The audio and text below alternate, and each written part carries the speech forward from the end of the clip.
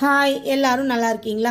வாங்க காலையிலேயே ஒரு குட்டி அறுவடையை நம்ம தோட்டத்துக்கு போய் ஸ்டார்ட் பண்ணிடலாம். தோட்டத்தில் கத்திரிக்காய் சூப்பராக அதாவது நோய் தாக்குதல் இல்லாமல் அழகாக 1-2 இருக்குது. அதை அப்படியே பறிச்சுக்கலாங்க. பூசணிக்காய் பாருங்கள், நல்லா சூப்பராக பழுத்துருச்சு. இந்த மொத்த விதையும் எனக்கு தான்.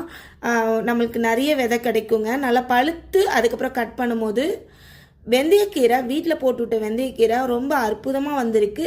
இனிமே தாங்க கொஞ்சம் கவனமாக தண்ணி ஊற்றணும், இல்லைன்னா எல்லாமே சரிஞ்சிரும்.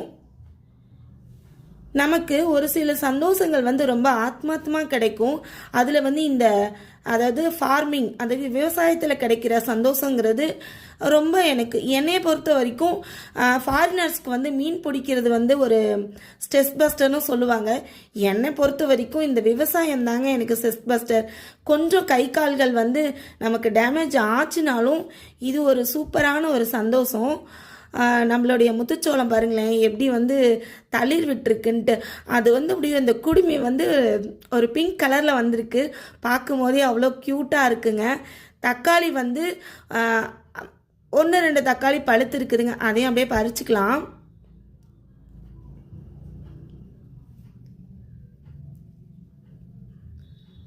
நான் யூடியூப்பில் குக்கிங் வீடியோ போட்டும்போது கூட நிறைய வெயிட் தாங்க கெயின் ஆச்சு. என்ன காரணம்னு கேட்டால், நம்ம செய்கிறதுல நம்ம தான் சாப்பிட்டாகணும்.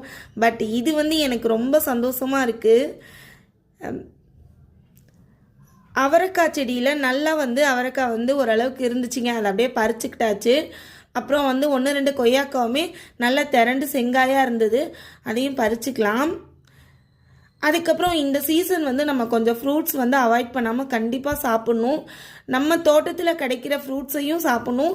கொஞ்சம் வெளியவும் வாங்கி நம்ம சாப்பிட்றது பெஸ்ட்டுங்க. கொஞ்சம் வெளியே போனபோது ஃப்ரூட்ஸ் எல்லாம் வாங்கிட்டு வந்தோம். இந்த லிச்சி பழம் எதுக்கு தான் இவ்வளோ விலைக்கு விற்கிதுன்னு தெரியல. ஓகேன்னா அதுவும் கொஞ்சம் வாங்கியாச்சு.